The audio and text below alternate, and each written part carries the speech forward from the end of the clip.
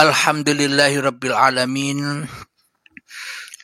Sebelumnya saya ucapkan Waalaikumsalam warahmatullahi wabarakatuh pada sahabat-sahabat yang sudah mengucapkan salam, dan mohon maaf tadi fokus dengan kajian dan tidak bisa membalas salam-salam Anda.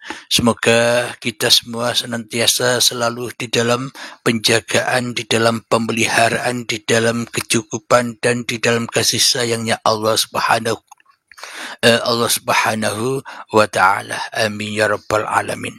Silakan sahabat, bila ada yang mau bertanya silakan di typing komentar. Kita belajar bersama-sama. Saya pun juga belajar dengan Anda, karena guru bagi manusia ketika manusia memandang, menyaksikan apa yang ada di luar dirinya, itulah dijadikan sebuah guru. Agar apa? Agar manusia tidak terlena dengan yang ada di luar dirinya, dan agar manusia bisa kembali kepada dalam dirinya. Maknanya apa yang di luar itu hanyalah bayangan saja. Kenyataan bayangan yang di luar itu tanpa kenyataan yang dalam, tanpa kenyataan Allah, maka diri kita takkan pernah nampak. Tanpa kewujudan Allah, maka diri kita tak pernah wujud. Tanpa kehidupan Allah, maka diri kita takkan pernah hidup. Maka bila yang di dalam ini lebih terang daripada yang di luar, maka itulah iman. Namun bila yang di luar nampak lebih terang daripada yang dalam, itulah kafir, kata Allah. Yakni apa bukti bahwa diri saya atau diri kita masih kafir? Marilah sahabat-sahabat bisa mengkaji dirinya sendiri-sendiri. Qalbun kafirin baitun nas. Hatinya orang kafir di sisi Allah. Di sisi Allah loh ya, bukan di sisi manusia. Kepahaman Allah bukan kepahaman manusia. Qalbun kafirin baitun nas. Jadi hatinya orang-orang kafir itu di sisi Allah, ketika di bait hatinya, ketika di dalam hatinya, ketika di dalam kolbunya masih dijaga oleh anjing. Apa itu? Kalbun. Siapakah kalbun itu? Ya, diri manusia kita merasa lebih wujud daripada Allah. Inilah yang dimaksud kalbun kafirin baitun nas. Jadi di sini kita perbaiki diri kita sendiri. Yang tahu keadaan hati kita ya masing-masing diri kita. Saya tidak tahu hati Anda bagaimana, hanya Andalah yang lebih tahu bagaimana keadaan hati Anda, bagaimana bait hati Anda, siapa yang lebih wujud, siapa yang lebih nyata, siapa yang lebih hadir. Bila yang hadir masih Abdul Halimnya, bila yang hadir, yang wujud masih manusianya, itu tanda qalbun kafirin baitun nas. Kita masih kafir kepada Allah. Bila kita masih kafir kepada Allah, maka tak bergunalah syahadat kita, tak bergunalah solat kita, tak bergunalah ibadah-ibadah kita, tak bergunalah amal kita yang kita lakukan. Kenapa? Wong kita masih kafir. Maka disitulah saya pernah membuat video, semua manusia tak wajib sholat. Kenapa? Karena hati manusianya masih wujud manusianya. Ada yang diunggah sebagian orang dan diviralkan, diberi judul, orang muslim tidak wajib sholat, ini dalilnya, katanya begitu. Padahal yang saya ucapkan, seluruh manusia tidak wajib sholat. Kenapa? Karena belum bersyahadat. Karena belum nyata Allahnya. Bagaimana mungkin manusia bisa sholat sementara yang ada, yang wujud, yang nyata di dalam dadanya masih diri manusianya? Ya sholatnya ya pasti nyembah manusianya. Sholatnya ya pasti menghadirkan kewujudan manusianya. Sehingga imbasnya Allah dipreman-premani, dituntut-tuntut, minta inilah, minta itulah. Kenapa? Karena kita merasa bisa sholat, bisa ibadah. Padahal hatinya masih kafir, padahal hatinya masih kewujudan manusianya yang lebih nyata daripada Allahnya. Bagaimana mungkin sholat ibadah itu diterima oleh Allah, sementara manusianya berperilaku, manusianya menyerupai Allah di dalam kehidupan ini. Apa maknanya manusia masih menyerupai Allah? Manusia merasa berdaya upaya, manusia merasa punya usaha, manusia merasa bisa berkuasa atas segala aktivitas di dalam kehidupannya. Inilah yang disebut qalbun kafirin baitun nas, ketika hatinya masih dirajai oleh manusianya.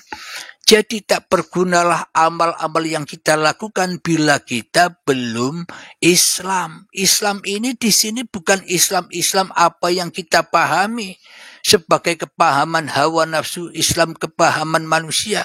Mana Islam di sini manusia, seluruh manusia, apapun agamanya, apapun golongannya, apapun alirannya, dan siapapun manusianya berhak Islam menurut Allah. Apa itu? Memasrahkan dirinya kepada Tuhannya, memasrahkan hidupnya, bahwa hidup inilah Sang Pencipta, memasrahkan badannya bahwa badan inilah badan kenyataan Allah. Maknanya bila tanpa menciptakan badan ini, maka tak akan pernah ada cerita-cerita tentang Allah.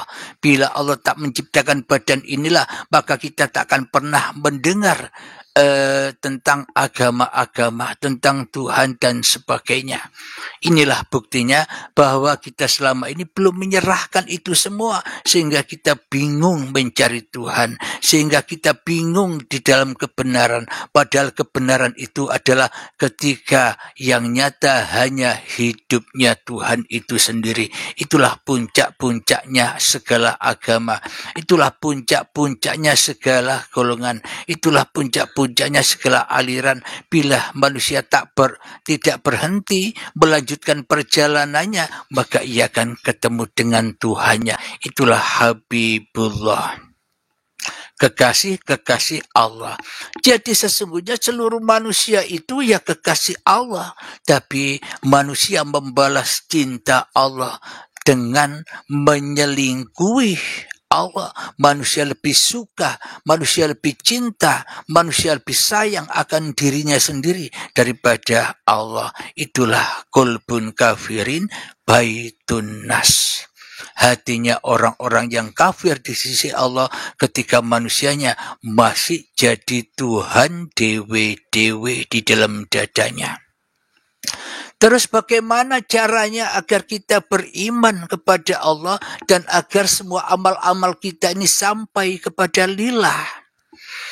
Caranya adalah qalbun mu'minin baitullah. Hatinya orang-orang yang beriman adalah ketika yang ada hanya Allah. Lah bagaimana caranya agar hati kita yang ada hanya Allah? Maka dari itu muncullah rukun iman. Iman yang 6 yang kita kenal selama ini. Yang pertama, iman kepada Allah.